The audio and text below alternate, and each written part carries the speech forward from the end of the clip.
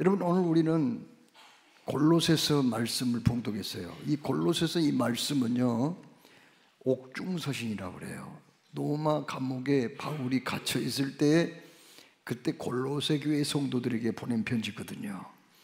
감옥에서 고생했던 그 바울이 무슨 구태여 감옥에서 그렇게 고생하며 펜을 들고 편지를 할 필요가 있을까요? 그 당시에 골로새는 이제 교회가 설립된 지 얼마 안 된 상황에 있었는데 들려오는 소식이 너무 좋지 않았어요. 이제 교회가 세워지기는 했지만은 거기 골로새 교회에 율법주의자들이 들어왔거든요. 율법주의자들이란 뭘까요? 이건 예수만 믿어야 구원받는 게 아니라는 거죠. 예수 믿는 거 좋다. 그러나 할례도 받아야 되고 율법도 지켜야 된다. 많은 성도들이 거기에 넘어간 거예요. 예수만 믿어야 구원받느냐는 거예요. 세상에 그런 쉬운 방법이 어디가 있느냐. 이건 그렇다면 너무 헐값이 아니냐. 그러면서 복음을 거부하고 교회를 심지어 떠나버린 사람도 있었거든요. 거기다가 또 영지주의라고 하는 이단, 그 당시에 헬라 철학 사상을 혼합해서 만든 영지주의가 들어와가지고 많은 성도들을 혼란스럽게 만들었어요. 힘들게 만들었습니다. 그래서 그 교회가 뿌리째 흔들리고 있다는 말을 듣고 그는 비록 로마 감옥에 갇혀있는 신세였지만은 펜을 들어 편지를 써서 보내게 되었다는 거죠. 여러분, 골로새서 1장 2장의 말씀은 이렇게 잘못된 비진리, 불법과 같은 이 이단이 무엇인가, 유대주의, 율법주의가 왜 잘못됐는가, 이것들을 말씀을 하고 있거든요. 그리고 우리가 믿어야 할 예수님은 어떤 분인가를 거기에 말씀하고 있습니다. 여러분, 예수님은 언제부터 계셨나요? 영원전부터 계신 분이에요. 천지창조는 성부 하나님만 하셨나요? 아니에요. 성자 하나님이신 예수님도 천지창조에 동참하신 분입니다. 예수님이 왜 인간이 되셨나요? 그것은 우리 사람을 만나주시고 눈높이를 맞추시고 그리고 그 사람들을 대신해서 십자가에 못 박혀 죽기 위해서 사람이 되신 거죠. 예수님이 십자가에 피 흘려 돌아가심으로 어떤 일이 일어났습니까? 하나님과 원수였던 우리가 이제 화해를 하게 된 거죠. 그리고는 하나님의 자녀가 되었어요. 영접하는 자, 곧 그 이름을 믿는 자들에게는 하나님의 자녀가 되는 권세를 주셨다고 그랬거든요. 그 권세는 하나님하고 가통할 수 있는 권세, 하나님께 구할 수 있는 권세, 그리고 천국에 들어갈 수 있는 권세를 말하거든요. 여러분, 어떤 사람이 천국에 갑니까? 잘난 사람들 가는 게 아니에요. 공을 많이 세운 사람이 가는 게 아니에요. 착한 행실로 가는 것도 아니에요. 천국은 뭐 인간적인 좋은 조건, 장점을 가진 사람이 천국에 가는 거 아닙니다. 요한복음 14장 2절에 예수님은 천국을 내 아버지 집이라고 표현했거든요. 내 아버지 집. 그리고 아버지 집이니까 누가 들어가겠어요? 그 아버지의 아들, 딸들이 들어가는 거죠. 예수님을 영접할 때 하나님의 아들, 딸이 되는 줄로 믿습니다. 예수님 믿는 여러분은 이미 하나님의 자녀가 된 줄 믿으시기 바랍니다. 하나님을 아버지라고 부를 수 있는 것도요, 이것도 억지로 되는 게 아니에요. 로마서 8장 15절에 하나님의 영이 들어와야 하나님을 아버지라고 부를 수 있다고 그랬거든요. 여러분, 예수 믿으면 천국의 시민권을 얻게 된다고 빌립보서 3장 20절 21절에 그렇게 말씀했어요.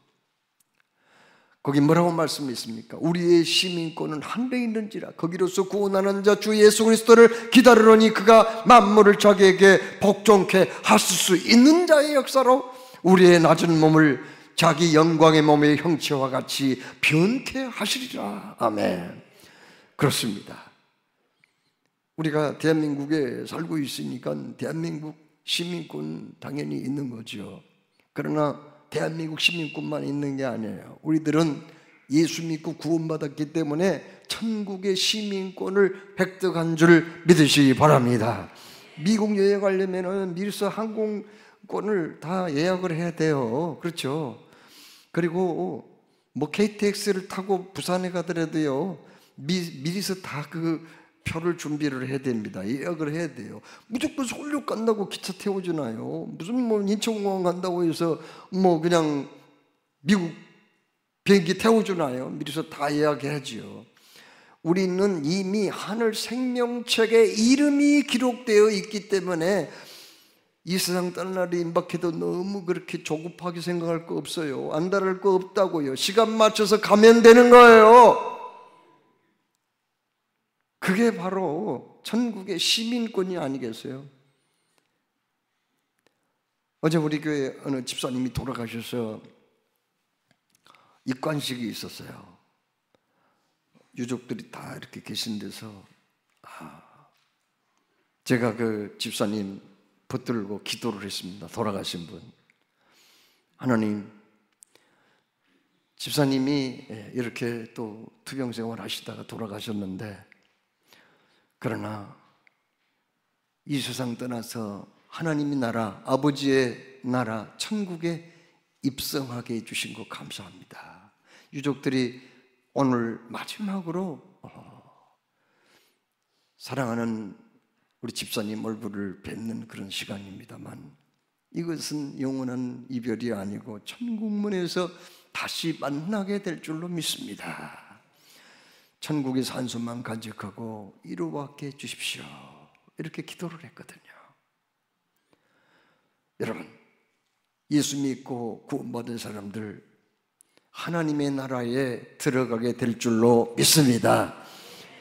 우리는 이미 하늘나라 티켓을 주님이 주셨다는 사실을 뭐라고 말씀해요? 요한복음 6장 47절에 이렇게 말씀해요. 예수님이 어떤 말씀하실 때 그냥 하신 말씀도 있고요, 너무 중요한 말씀은요, 진실로라는 말을 사용해요. 어떤 때는 진실로라는 말을 딱 한 번만 쓰실 때가 있는데, 또 어떨 때는요, 진실로라는 말을 두 번이나 연거푸 쓰실 때가 있거든요. 진실로라는 말이 두 번 들어가는 말씀은 굉장히 예수님이 중요시하는 말씀이다, 강조하는 말씀이다, 그렇게 이해하면 되거든요. 거기 뭐라고 이렇게 나왔어요. 내가 진실로 진실로 내게 이르노니 믿는 자는 영생을 가졌나니, 이렇게 말씀하거든요. 우리 다 같이 한번 들어서 해볼까요? 내가 진실로 진실로 내게 이르노니 믿는 자는 영생을 가졌나니. 아멘. 여러분, 앞으로 시간이 많이 지나서 여러분이 저 세상 갈 때 그때 영생을 얻는 게 아니에요. 뭐 그냥 예수님 잘 믿으면 두고 봤다가 몇 년 후에 영생을 주시는 게 아니에요. 믿는 순간에 이미 영생을 주신 줄로 믿으시기 바랍니다. 그렇게 말씀했잖아요. 내가 진실로 진실로 내게 이르노니 믿는 자는 영생을 가질 게 아니에요. 앞으로 주신다는 거 아니에요. 가졌나니, 이미 가지고 있는 거예요. 전국 갈 티켓을 이미 하나님이 주셨어요. 때가 되면은 이제 시간 맞춰서 느긋하게 가면 되는 거예요. 여러분, 구원의 클라이막스는 뭔지 아세요? 그건 바로 부활이에요. 오늘 우리는 골로새 3장 1절 말씀을 읽었어요. 1장, 2장은 이단이 무엇인가, 그들의 폐해가 무엇인가, 왜 예수님을 믿어야 되는가, 그거에 대해서 말씀하고 있다고 그랬죠. 그리고 3장에서는 실천편이 나와요. 그래서 우리 믿는 사람들은 어떻게 생활을 해야 될 것인가, 여기에 대해서 말씀하거든요. 여기 1절 이 말씀은요, 굉장히 중요한 말씀입니다. 독일의 유명한 젊은 신학자요, 설교가요, 그리고 순교자인 보네프라는 사람이 있어요. 그 당시에 히틀러가 2차 세계대전을 일으켜가지고 수천만 명 죽게 만들고 얼마나 악독한 사람인지요. 유대인들을 붙잡아가지고 가스실에 집어넣어가지고 600만 명이나 죽였던 사람이에요. 그래서 보네포를 중심으로 한 신앙인들, 지성인들이 들고 일어난 거예요. 저 전 미치광이에게 이 나라의 운전대를 계속 맡긴다면 어떻게 되겠느냐, 끌어내려야 된다 하면서 계획을 세우고 추진을 했지만 사전에 그게 발각돼 가지고 한 5천 명 정도가 사형장에 이슬로 사라진데 맨 앞장섰던 사람 보네포가 죽었거든요. 그때요. 그런데요, 보네포가 자기가 설교할 때나 강연을 할 때나 언제나 가장 즐겨 인용한 말씀이 바로 우리가 봉독한 골로새 3장 1절이에요. 거기 뭐라고 말씀했어요? 그러므로 1장 2장을 쭉 설명을 했죠. 예수님이 누구신가, 왜 율법주의로 빠지지 말아야 된가, 왜 영지주의 이단에 빠지지 말아야 된다, 이걸 쭉 다 설명을 하시고 나서 그러므로 내가 그리스도와 함께 다시 살리심을 받았으면 위의 것을 찾으라. 거기는 그리스도께서 하나님 우편에 앉아 계시느니라. 이렇게 말씀을 하고 있거든요. 위의 것을 찾으라. 왜요? 우리는 그리스도와 함께 다시 살리심을 받았으니까요. 그렇습니다. 예수님이 하신 가장 중요한 약속이 있죠. 나는 부활이요 생명이니 나를 믿는 자는 죽어도 살겠고 무릇 살아서 나를 믿는 자는 영원히 죽지 아니하리니 이것을 내가 믿느냐. 아멘. 이렇게 말씀하시잖아요. 여러분, 사는 것도 중요하지만 잘 죽는 것은 더 중요해요. 이 세상의 순간의 삶도 중요하지만 영원한 삶은 더 중요하잖아요. 그런데 우리 믿는 사람들은 죽어도 산다는 거예요. 살아서 영원토록 죽지 아니한다. 이렇게 놀라운 은혜를 우리가 받았다는 거예요. 그래서 우리가 어떻게 하라는 거예요? 살리심을 받았으면 위의 것을 찾으라. 도대체 이 말씀 무슨 말씀입니까? 위의 것을 찾으라. 2절에 위의 것을 생각하고 땅의 것을 생각하지 말라. 위의 것을 찾으라, 위의 것을 생각하라. 도대체 무슨 말인가요? 아니, 예수 믿는 사람들은 맨날 하늘만 쳐다보고 살아가는 거예요? 예수 믿는 사람들은 무슨 직장에도 안 나가도 돼요? 사업장도 필요 없어요? 열심히 일하는 것도 별로 의미가 없냐고요? 맨날 하늘만 쳐다보고 살라는 거예요? 도대체 위의 것을 찾으라, 위의 것을 생각하라, 땅의 것은 생각하지 말라. 그러면은 무슨 이 땅에서 할 일이 없겠네요. 땅의 것을 생각하지 말라면 무슨 저기 깊은 숲속에 동굴 속에 들어가 살라는 거예요? 도대체 이 말씀이 무슨 말씀입니까? 여러분, 우리가 예수님을 믿는다고 그래서요, 예수님을 믿는다고 그래서 하루아침에 성자가 되는 게 아니에요. 그냥 그 사람 그대로예요.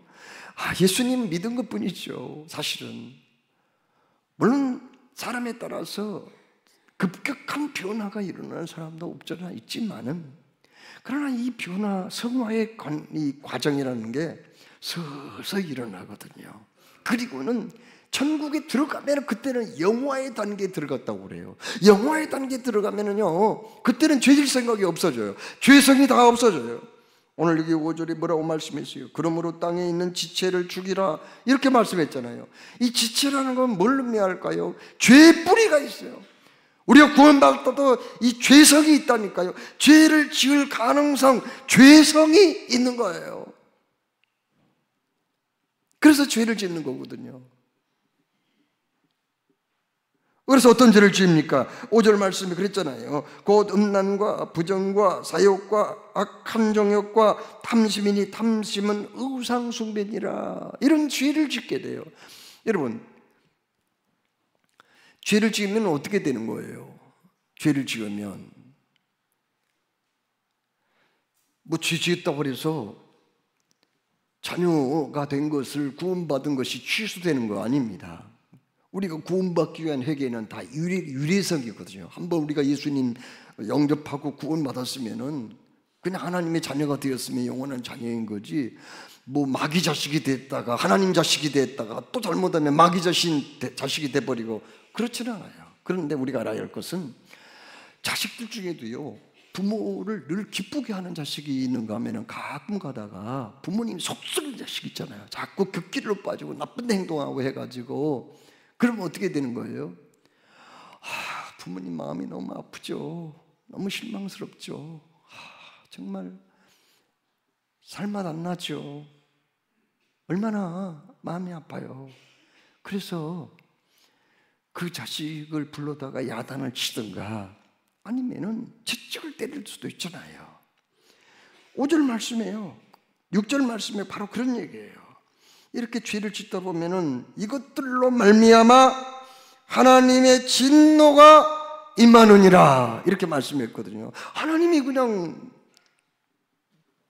그 사람을 바로잡기 위해서, 당신의 그 아들을 딸을 바로잡기 위해서 채찍을 들을 수 있다는 거 아니에요. 그러나 버리지는 않아요. 이건 주님이 원하시는 바람직한 그런 모습은 아니잖아요. 그래서 여기 3장 1절 말씀에 그러므로 너희가 그리스도와 함께 다시 살리심을 받았으면 위의 것을 찾으라, 이렇게 말씀했어요. 위의 것을 찾으라는 말은 무슨 뜻이냐면은 은둔 생활하라, 속세에서 떠나라, 그런 얘기가 아니라 주님과 깊이 교제하라, 하나님을 가까이 하는 삶을 살아, 그리고 하나님 제일주의로 살아가야 한다, 그런 말씀이거든요. 여러분, 유럽에 스페인이라는 나라가 있어요. 이 나라가 옛날에는요, 한때 굉장히 힘 있는 나라였어요. 그래서 아프리카나 남미 여러 나라를 점령을 해서 식민지로 다스리기도 했죠. 이 스페인이라는 나라는 여러분, 세계에서 가장 많이 사용하는 언어가 뭔지 아세요? 많은 사람들이 사용하는 중국어예요. 그 다음에 뭔지 아세요? 중국이라는 나라는 인구가 워낙 많은 나라니까 중국어고요. 그 다음에 어느 말인 줄 아세요? 스페인어예요. 스페인어는 쓰는 사람이 얼마 정도인지 아세요? 5억 6천만 명이 돼요. 엄청나죠. 이 스페인은 어떤 나라냐면은 그 나토에 가입도 했고 EU에 가입도 한 나라입니다. 그런데 이 나라는 군사적으로 안정이 좀 안 되었어요. 군사적으로. 그 말은 무슨 말입니까? 언제든지 전쟁할 수 있는 그런 그 가능성이 있는 나라가 됐다는, 물론 선진국가지만은 그 유럽의 강대국과 국경을 하고 있고요. 그 다음에 아프리카 나라와 또 국경을 맞대고 있는 그런 나라입니다. 그런데 그 나라는 입헌 군주국가예요. 입헌 군주국가는 왕은 있는데 절대 권력을 왕에 다 맡긴 게 아니라, 전제군주제가 아니라 입헌 군주제, 제한적으로 왕에게 권력이 있는데요. 거기 스페인이라는 나라 왕인 펠리페 6세거든요. 그런데 그 사람한테 뭐가 있느냐면은 국군 통수권이 있습니다. 전쟁이 나면은 국군을 지휘하는 총사령관이 되는 거예요. 그런데 그 다음에 왕위를 이어받을 사람은 누군 줄 아세요? 공주예요. 아들이 없는가 봅니다. 공주예요. 공주. 레오 오르라는 공주거든요. 17살밖에 안 먹었어요. 스페인 국민들이 걱정하는 거예요. 우리나라는 제법 군사력이 강한 나라고 힘 있는 나라인데, 선진국가인데 또 나이 어린 공주가 왕이 된다면 이건 상당히 이게 문제가 되지 않느냐. 거기다가 물론 그 나라는 모병제예요. 군대가 모병제이기는 하지만은 그래도 그 많은 군인들을 자기 군대 생활, 군대가 뭔지도 모르는 어떤 공주가 어떻게 그 통수권자가 되겠냐는 거예요. 어떻게 취기를 해? 어떻게 전쟁 나면 총사령관이 되겠어? 그래서 상당히 걱정을 했는데, 이 걱정을 불식시키기 위해서 네오르 공주가 요청한 게 있어요. 그건 훈련을 받겠다는 거예요. 군사훈련 좀 받겠다. 군대에 좀 잠시나마 몸을 담겠다. 그래가지고 육군사관학교에 들어가서 1년 동안 훈련을 받았어요. 훈련 받는 장면이 영상에 나오는데 막 그 남자 사관생들하고 같이 막 뛰고 늪 같은 징구렁타기에서 막 뒹굴고 총을 쏘고 그냥 또 수리탄을 투척하고 이런 훈련을 똑같이 받아요. 앞으로는요 해군사관학교에 가서도 1년간 또 받는데요, 또 공군사관학교에 가서 1년간 받는데요. 왜요?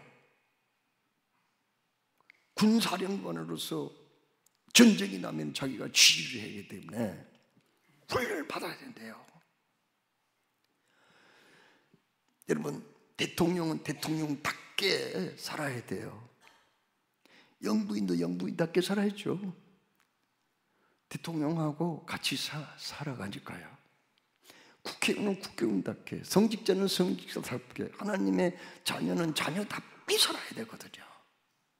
답게 살지 못하면 비난을 받을 수가 있어요. 여러분, 안 믿는 사람들이 자기들은 별짓 다 하면서 예수 믿는 사람들이 조금 실수하면 예수 믿는 것들이, 이런 경우가 많이 있거든요. 그래서 우리는 가끔은 그런 일들이 벌어지기 때문에 예수 믿는 사람답게 살 필요가 있거든요.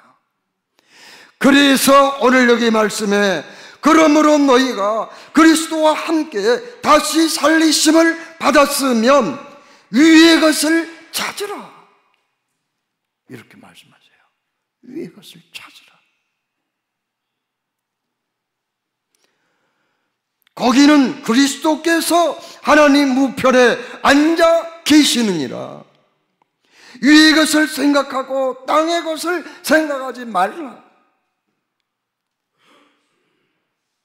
주님을 본받으라는 거 아니에요. 주님하고 깊은 교제가 있는 시간이 필요하다는 거 아니에요.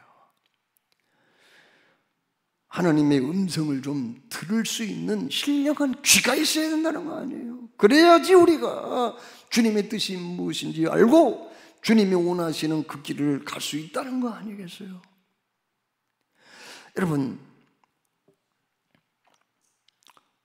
하나님께서 모세를 그 애굽에 보내가지고 애굽에서 종살이하던 이스라엘 백성들을 해방시켜 가나안 땅으로 인도했거든요. 그런데 그 중간 기착지가 시내산 아니에요. 시내산에 와서 하나님이 모세를 시내산에 불러가지고 율법을 주셨거든요. 그 율법 가운데는요 뭐가 있느냐면은 민수기 28장 3절로 5절 28장하고 29장을 읽어보면은 제사법과 절기에 관한 말씀이 거기에 나와요. 절기를 어떻게 지킬 건가, 제사는 어떻게 지낼까, 그거 나오거든요. 그런데 민수기 28장 3절로 8절 읽어보면은 거기에 상번제를 드리라 라는 말씀이 나오거든요. 아니, 상번제가 뭐예요?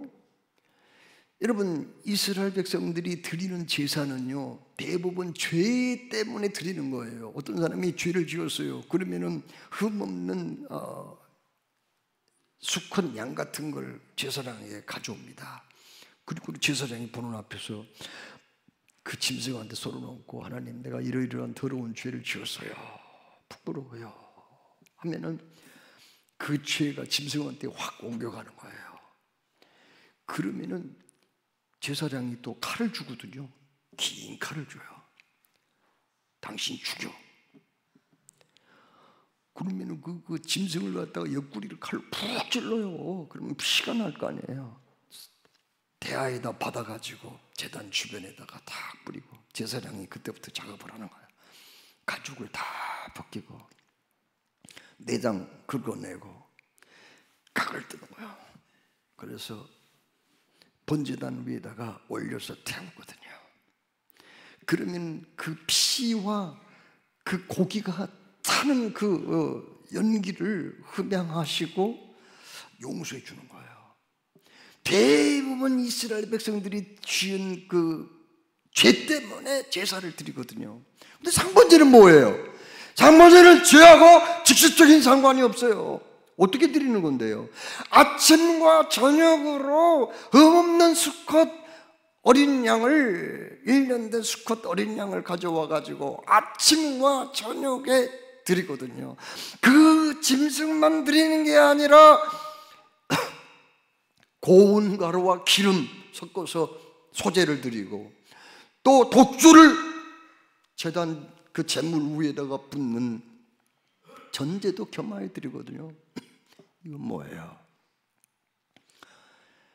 바로 이 상번제는 아침과 저녁 때 드리라고 그랬는데 아침 몇 시냐? 9시예요 9시 그러면 생각난 게 없어요. 예수님이 십자가에 못 박혀 돌아갔을 때 오전 9시에 못 박혔거든요. 오후 3시 하면 생각난 게 없어요. 예수님이 십자가에 못 박혀 숨을 거두시는 그 시간이 오후 3시예요. 이것은 내가 지은 죄 때문에 꼭 제사를 드리는 게 아니라고 그랬죠. 그러면요, 이건 헌신과 감사와 주님과의 친밀한 교제를 위해서 드리는 거예요. 번제를 드리면 주님이 가까이 오셔서 그 드리는 이 상번제를 드리는 그 향기를 맡으시고 너무 좋다 하면서 달콤한 향기를 흠양하시고 그 사람과 더욱더 가까워지고 친밀한 관계가 되는 걸 말해요. 이게 상번제예요.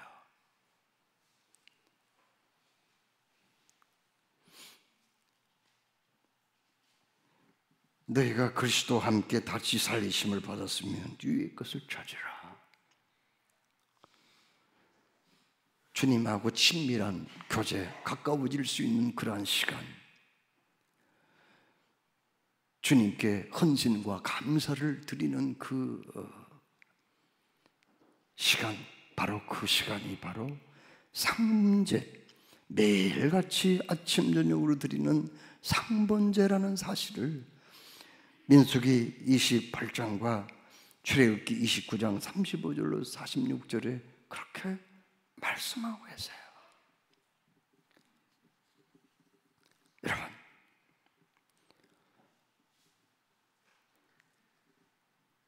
우리가 이렇게 늘 주님과 가까이 친밀하게 의도적으로 지내다 보면은요, 세상 죄를 멀리하게 돼요. 세상 쾌락을 좀 멀리하게 된다고요. 원수 마귀가 유혹해도 그것을 뿌리칠 수 있는 힘이 생기더라고요. 그래서 우리 믿는 사람들 구원받았으면 그것으로 끝난 게 아니고 그리스도인답게 살아야 되는데, 하나님의 아들, 딸답게 살아야 되는데, 그리스도와 함께 다시 살리심을 받았으면 위의 것을 찾으라.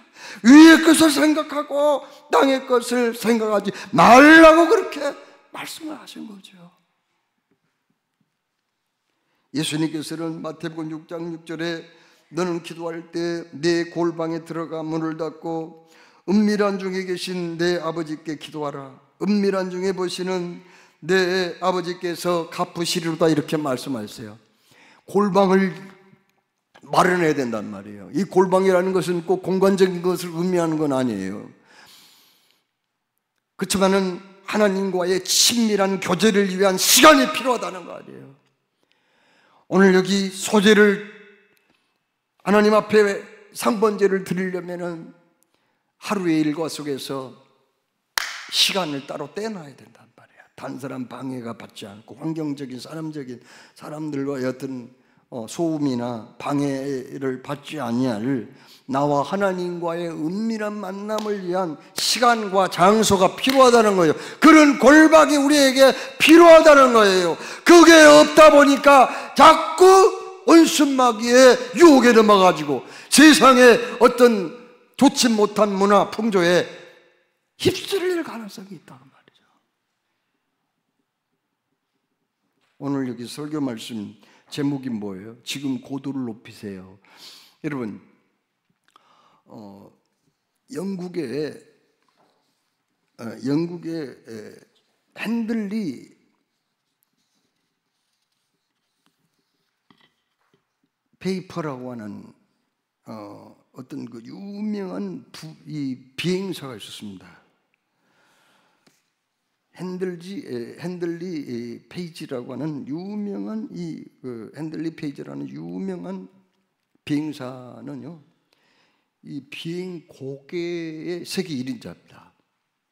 에어쇼를 하면은 이 사람이 에어쇼를 하면 엄청 수천 수만 명이 와가지고 구경을 해요. 이 사람이 에어쇼를 하면은요, 그냥 금방 그냥 지상의 건물들을 하고 부딪히기 직전까지 이렇게 막 가면서도 요리조리 피해서 올라가고, 공중에서 막 그냥 수십 바퀴 막 돌 때도 있고요.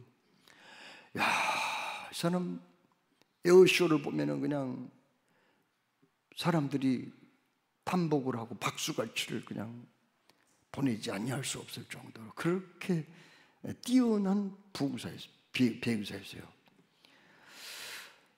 핸들리 페이지라는 이 사람은요, 나중에 그 항공기 제조회사 만들어가지고 1차, 2차 세계대전 때 전투기를 만들어가지고 국가에 납품하기도 했어요. 그런 이 사람이 어느 날 에어쇼를 하게 되는데, 그때 런던에 수많은 시민들이 그걸 지켜보고 있었거든요. 이 사람이 비행기를 타고 막 그냥 이리저리 날아다니는데 갑자기 비행기 안에서 부시럭 소리가 나는 거예요. 얼마나 그가 놀라는지 몰라요. 부스럭 소리가 나니까 이게 뭐야 하면서 봤는데 쥐 한 마리가 들어온 거예요. 쥐. 이 비행기는 부속이 약 100만 개가 돼가지고 막 그냥 전선이 얽히고 설켜가지고 얼마나 복잡한데, 아니 세상에 쥐 한 마리가 언제 들어와가지고 그 전선을 씹어먹고 있었어요. 그렇게 되면은 만약에 전선이 끊어지거나 합선이 되면은 공중 폭발할 수도 있고, 비행기가 추락해서 비행사뿐만 아니라 거기 많은 사람들이 있는 곳에 떨어지면은 얼마나 많은 사람들이 또 죽을 수도 있고, 민가에 떨어지면은 대참사가 일어날 수도 있거든요. 그렇게 되면은 참으로 핸들리 페이지의 이 명성은 땅에 떨어질 것이고, 그렇게 되면은 이건 국가적으로도 망신이에요. 이 대참사예요. 정말 이 쥐새끼가 들어와가지고 전설을 싣고 있는데 등골이 오싹했어요. 그래서 이 사람이 순간 하나님께 기도했어요. 하나님, 여기서 내 인생 끝장이 나지 않게 주십시오. 불쌍히 하게 주십시오. 기도했는데 한순간 하나님이 지혜를 주셨어요. 아니 세상에 비행기 안에 쥐가 들어온다는 걸 상상이나 했겠어요? 순간 지혜를 하나님이 주셨는데 지금 고도를 높이라는 그런 응답을 주신 거예요. 그래서 그는 그냥 죽기 살기로 그냥 고도를 높여가지고 그냥 상공으로 2km, 3km 계속 올라간 거예요. 그런데 쥐나 토끼 같은 설치류는요, 산소에 굉장히 취약하대요. 비행사야 산소 마스크를 썼기 때문에 괜찮은데, 이 비행기가 공중으로 쫙 올라가니까 부시럭 끓는 소리가 안 났어요. 멈췄습니다. 나중에 알고 보니까 그 쥐는 산소가 부족해서 질식해서 죽고 말았어요. 그래서 위기를 못 면했다고 하는 거죠. 우리가 신앙생활할 때 참 힘든 일이 많이 있어요. 내 자신의 연약함 때문에 자꾸 무너져 내리는 내 모습을 보고 실망스러울 때가 있죠. 하찮은 그런 박해와 또 좋지 않는 어떤 책망소리, 비난소리에 이겨내지 못하고 너무 상처받아가지고 주저앉을 때도 있어요. 참으로 이 세상 사람들인지 믿는 사람인지 분간하지 못할 정도로 내 자신이 망가질 때도 없지 않아 있거든요. 그때 우리 주님 우리에게 말씀하세요. 오늘 우리에게 주신 말씀, 네가 그리스도와 함께 살리심을 받았으니 그러므로 너는 위의 것을 찾아야 되지 않느냐, 신앙의 영적인 고도를 높여야 되지 않느냐. 주님과 가까워진다면, 주님하고 너 사이에 친밀한 관계가 된다면, 너의 영적인 골방을 회복한다면, 네가 다시금 상반제를 들 수만 있다면 너를 괴롭게 하고 힘들게 하는 모든 요소는 다 사라질 것이다. 이렇게 말씀하셨으니 이 말씀 순종하고 신앙생활의 진정한 승리자, 인생의 승리자들이 다 되시기를 주의 이름으로 축원합니다.